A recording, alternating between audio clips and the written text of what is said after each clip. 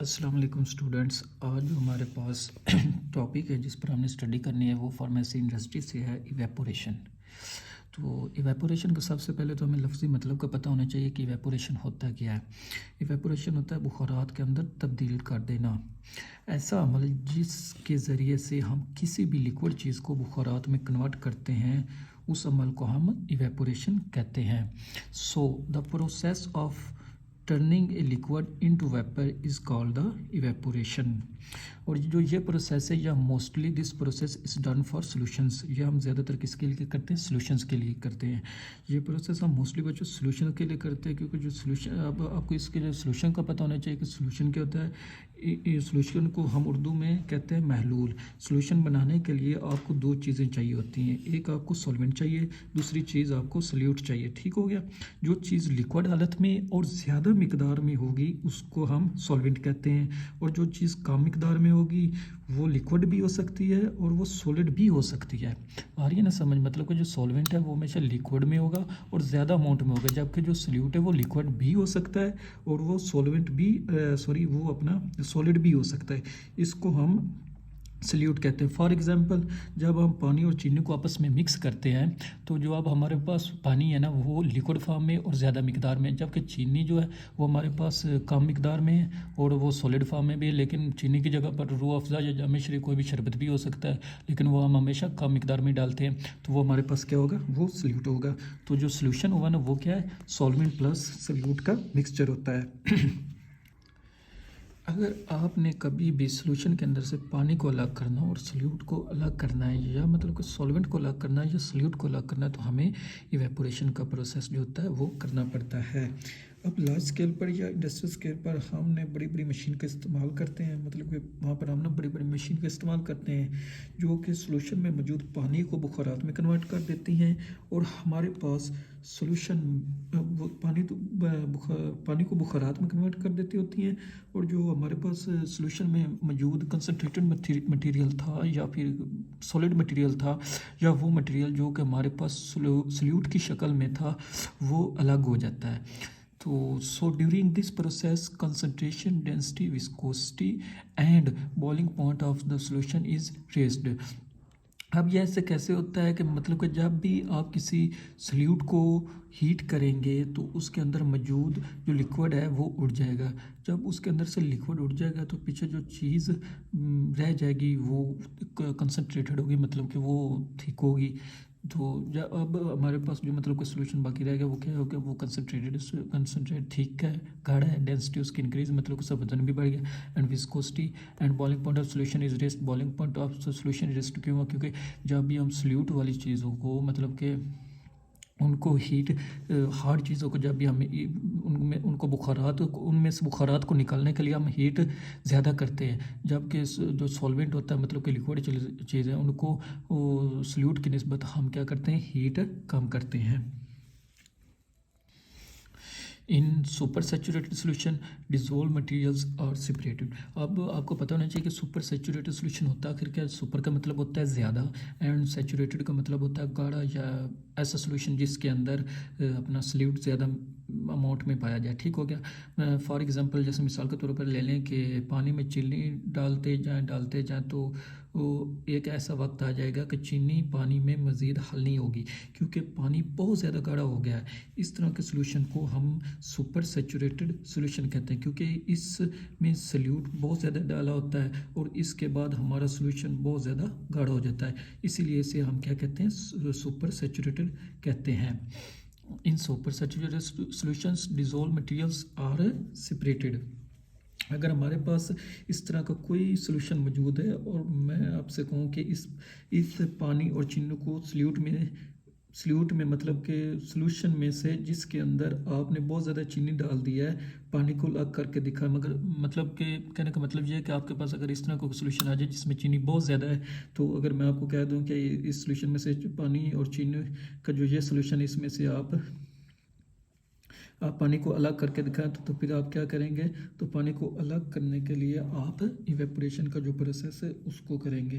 आपको इसके लिए आपको क्या करना पड़ेगा, but in case super saturated station आपको ज़्यादा हीट करना पड़ेगा, क्योंकि पानी कम है और सल्यूट ज़्यादा है। Boiling point of solution is always higher than the solvent. ये ऐसा क्यों होता है, मतलब कि सोल्यूशन, क्योंकि सोल्यूशंस के अंदर सोल्यूट वगैरह प्रेजेंट होते हैं तो उनको हमें बॉयल करने के लिए ज़्यादा हीट अप करना पड़ता है, जबकि जो सॉल्वेंट होता है वो लिक्विड फॉर्म में ज़्यादा होता है, इसलिए वो कम टेम्परेचर पर ही जल्दी हीट अप हो जाता है, मतलब कि बुखारात की शक्ल में पानी वगैरह उठ जाता है। ठीक है, उसका बॉइलिंग पॉइंट सोल्यूशन की निस्बत इसीलिए कम रहता है। तो boiling point of solution is always higher than the solvent. ये एमसीक्यूज के लिए भी आपने बात माइंड में जरूर रखनी, मेन पॉइंट है। उसके बाद आता है difference between then is collected temperature depression. अब टेम्परेचर डिप्रेशन क्या होता है, अगर इन दोनों को एक जैसा टेम्परेचर दे के हीट किया जाए, मतलब कि सोल्यूशंस और सॉल्वेंट को एक जैसा टेम्परेचर देकर हीट किया जाए, तो जो सॉल्वेंट है वो जल्दी बुखारात में कन्वर्ट होगा, और जो सोल्यूट है, जो सोल्यूशन को कन्वर्ट करने के लिए ज़्यादा देर तक हीट करना पड़ेगा। अब ये जो टेम्परेचर में डिफरेंस आया ना बच्चों, इसे हम बोलते हैं टेम्परेचर डिप्रेशन या टेम्परेचर में तनाव। सो नेक्स्ट है कि evaporation is used in following industries, मतलब कि इन इंडस्ट्री में इवेपोरेशन का प्रोसेस इस्तेमाल किया जाता है वो कौन सी, फार्मास्यूटिकल इंडस्ट्री में इस्तेमाल किया जाता है, फूड के लिए इस्तेमाल किया जाता है, केमिकल्स वगैरह के लिए को इवेपोरेट करने के उनके लिए इवेपोरेशन प्रोसेस किया जाता है। उसके बाद फर्मेंटेशन के लिए भी इवेपोरेशन इस्तेमाल किया जाता है। फर्मेंटेशन क्या है कि शुगर से अल्कोहल को बनाना in absence of oxygen is called the fermentation. अब हमारे पास जो आपकी बुक में है कि कौन कौन से ऐसे इक्विपमेंट्स हैं जो इसके लिए इस्तेमाल किए जाते हैं इवेपोरेशन करने के लिए, तो वो बच्चों दो तरह के हैं। एक को हम जो फर्स्ट है उसे हम बोलते हैं फैलिंग फिल्म इवेपोरेटर, और जो दूसरा उसे हम बोलते हैं नेचुरल फोर्स सर्कुलेशन इवेपोरेटर। ठीक हो गया, ये दो एक ऐसी मशीन्स हैं या जो इक्विपमेंट्स हैं जो कि इवेपोरेशन के लिए इस्तेमाल किए जाते हैं फार्मेसी इंडस्ट्रीज़ के अंदर। तो सबसे पहले हम पढ़ेंगे कि फैलिंग फिल्म इवेपोरेटर क्या होता है। जैसा कि नाम आपको बता रहा है कि फॉल का मतलब होता है ऊपर से गिरना, किसी भी चीज़ का नीचे की तरफ किसी भी चीज़ का नीचे की तरफ आना इस कॉल्ड फैलिंग। और उसके बाद है जी फिल्म में इसका जहाँ पर मतलब होगा, फिल्म का मतलब है कि कोई भी चीज़ बारीक बारीक लेयर्स की शक्ल में मूव करती है तो डैट इज़ कॉल्ड फिल्म। और जो इवेपोरेटर उसका तो आपको पता ही है, इवेपोरेटर का मतलब है बुखारात में कन्वर्ट कर देना। ठीक हो गया, it is named as because the film to be evaporated flows downward by gravity as a continuous film.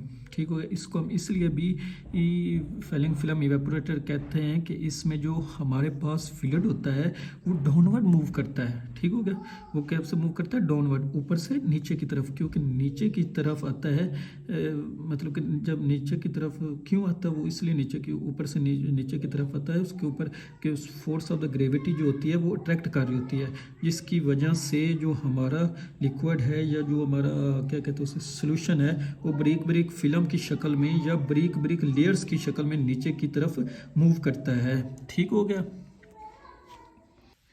This evaporator is usually used for highly viscous solutions. यानी कि इस तरह का जो ऑपरेटर्स होता है इसको हम मोस्टली यूज़ करते हैं उन सॉल्यूशंस के लिए जिसमें सल्यूट ज़्यादा मिकदार में मौजूद हो, मतलब कि ऐसे सॉल्यूशन जो कंसनट्रेटेड ज़्यादा हों, गाढ़े ज़्यादा हों, जैसा कि सुपर सैचुरेटेड सॉल्यूशंस होता है उसमें अब क्या उसे बोलते हैं कि वो इस तरह की, मतलब कि ये इस तरह के इक्विपमेंट्स हैं जो है वो उस तरह के सॉल्यूशंस के लिए इस्तेमाल होते हैं। ठीक हो गया, उसके बाद हम देखेंगे कि अब इसके जो पार्ट्स हैं फैलिंग फिल्म इवेपोरेटर्स के वो कौन कौन से होते हैं। सबसे पहले जो है वो लॉन्ग वर्टिकल ट्यूब्स होती हैं 3, ये ठीक हो गया, ये आपको नज़र आ रही होंगी। उसके बाद इनकी लेंथ कितनी है, 4.8 है, ये 0 नहीं 8 है। ठीक होगा, 4.8 मीटर लेंथ इनकी होती है। उसका स्टीम जैकेट्स इधर साथ में लगी होती है। स्टीम जैकेट का क्या काम होता है, ये इन ट्यूब्स को हरारत या बुखारात प्रोवाइड करती है। ठीक होगा, उसके बाद फीड इनलेट होती है जहाँ से हम अपनी प्रोडक्ट वगैरह को या अपना जो सैंपल होता है उसको रखते हैं। ठीक होगा, उसके बाद कंडेंसर टैंक है जहाँ पर हमारा जो सारा सोल्यूशंस वगैरह जो होता है वो जमा हो जाता है। ठीक होगा, उसके बाद बच्चों आउटलेट ऑफ द कंसनट्रेट है, एक आउटलेट है तो कंसनट्रेट है। ठीक हो, उसके बाद वेपर डक्ट होती हैं यहाँ पर, मतलब ये वेपर डक्ट से जहाँ सोल्यूशन इधर सेपरेटर में जाएगा। सेपरेटर क्या होता है, जहाँ पर जो हमारे वेपर है और हमारी जो प्रोडक्ट है मतलब कि उनको अलग-अलग करेगा, बुखारात ऊपर चले जाएंगे क्योंकि वो हल्के होते हैं, और जो हमारी प्रोडक्ट है वो यहाँ पर आ जाएगी। तो अच्छा, मैं आपको ना यहाँ पर एक इसकी वीडियो दिखाता हूँ, उससे आपको मज़ीद क्लियर हो जाएगा। तो बच्चों ये हमारे पास फॉलिंग फिल्म इवेपोरेटर है जिसकी डायग्राम आपको ना नोट्स में मेंशन की गई है। तो अब ये आपको ऊपर से ना खोल कर दिखाया जा रहा है, जिसमें आप अगर गौर करें तो ऊपर से आप आपके पास यहाँ पर प्रोडक्ट जो है सोल्यूशन जो है ऊपर से डाल रहे हैं, और नीचे जो हमारे पास डिफरेंट तरह की इसके अंदर वर्टिकल ट्यूब्स लगी हुई हैं जो कि यहाँ पर आपको जूम करके दिखाई जा रही हैं। ये इन ट्यूब्स के अंदर जो हमारा लिक्विड है ऊपर से नीचे की तरफ मूव कर रहा है। सो बेसिकली हमने यहाँ से प्रोडक्ट डाला है और सारा प्रोडक्ट नीचे की तरफ मूव कर रहा है। और ये जो पिंक कलर का आपको शो किया जा रहा है ये स्टीम जेट स्टीम है, और ये हर ट्यूब्स के गिर्द ना घूम रही है, जिसकी वजह से जो हमारे पास लिक्विड अंदर मूव कर रहा है वो स्टीम की वजह से उस लिक्विड के बुखारात बनेंगे, और ये बुखारात मतलब कि यहाँ पर हमारे पास जमा होने शुरू हो जाएंगे, और फिर यहाँ से आपके पेपर डक्ट के ज़रिए से इसके अंदर आना शुरू हो जाएंगे। ठीक हो गया। और यहाँ पर दिखाया जा रहा है कि बुखारात भी आ रहे हैं और प्रोडक्ट भी आ रही है। जो प्रोडक्ट है वो नीचे की तरफ आना शुरू आ जाएगा, और जो बुखारात ऊपर की तरफ जाना शुरू हो जाएंगे। ठीक हो गया। सो इस तरह से हम यहाँ पर अपना जो प्रोडक्ट है वो हासिल कर लेंगे। अब सबसे पहले हम इसकी वर्किंग देख लेते हैं कि ये कैसे काम करता है। हमारे पास जो लिक्विड है जिसको हमने सेपरेट करना है, जो कि हमारे पास कंडेंस लिक्विड था या विस्कस लिक्विड है या सुपर सैचुरेटेड सॉल्यूशन है, हमने इसको ऊपर पोर्शन से डालना है। तो सबसे पहले कि हमने कहाँ से डालना, ऊपर पोर्शन से इसको डालना। किसके अंदर डालना, वर्टिकल ट्यूब्स के अंदर, जो आपको ट्यूब नज़र आ रही है इसके अंदर ये लिक्विड जो है मूव करेगा।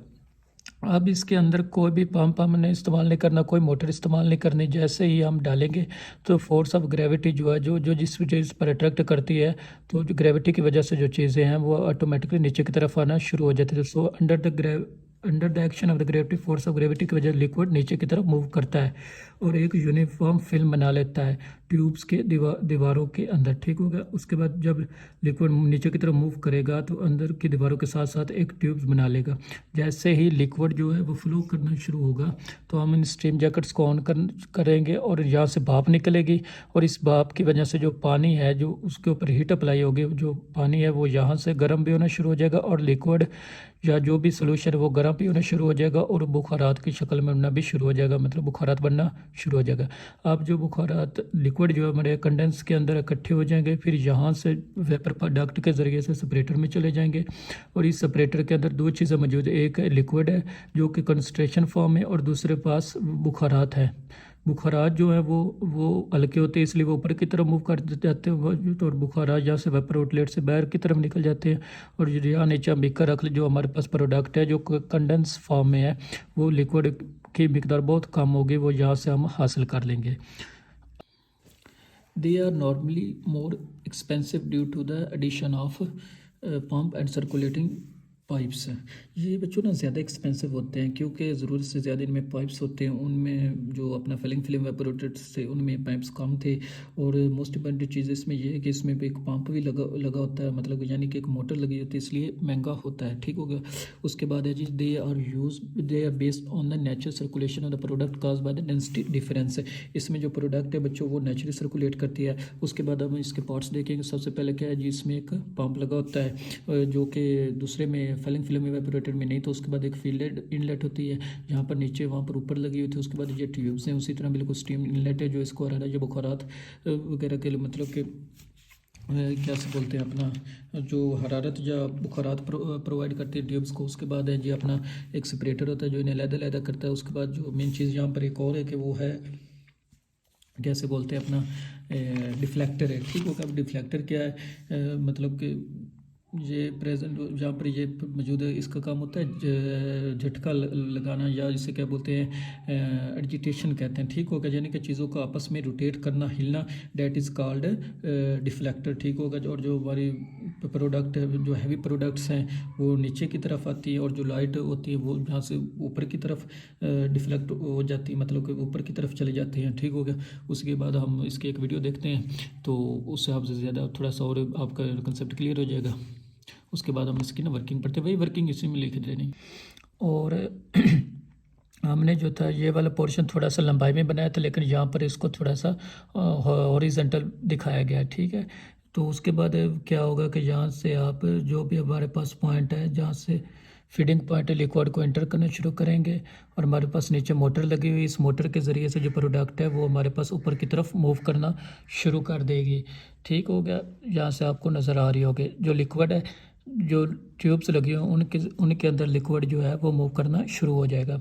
उसके बाद क्या होगा, जो ये ट्यूब्स हैं जो पाइप्स के अंदर से इस प्रोडक्ट को ऊपर की तरफ भेजना शुरू कर देंगे, और जो हमारा जो लिक्विड है वो कहाँ जा रहा है, सेपरेटर में जा रहा है। जहाँ पर एजिटेशन वगैरह हो गई, ठीक हो गया, मतलब कि ये रिफ्लेक्टर जहाँ पर एजिटेशन और स्ट्रीम अप्लाई कर, इस स्ट्रीम की वजह से जो हमारा प्रोडक्ट है वो यहाँ पर फोर्स अप्लाई होती है और यहाँ से बुखारात बनकर वो अलग होना शुरू हो जाते हैं, और जो हमारे पास सॉलिड पार्टिकल्स हैं वो नीचे की तरफ अलग हो जाते हैं। सो ये अच्छा बच्चों, तो वीडियो आपने देखी, तो आप इसकी वर्किंग देखते हैं। वही वर्किंग इधर भी मेंशन करनी कि लिक्विड क्या है, जो liquid is added from the lower portion of the platter, जो लोअर पोर्शन वहाँ पर आपने लिक्विड ऐड कर देना है। पंप से send this liquid two tubes with high velocity, जो पंप होता है वो हाई वेलोसिटी के जरिए मतलब कि इसको ट्यूब्स की तरफ भेज देता है। Now liquid start heated, liquid start and boil होना शुरू हो जाता है। Now vapours and liquid mixture streak the deflector which through the liquid downward, मतलब क्या जो डिफ्लेक्टर वो डाउनवर्ड उनको अपना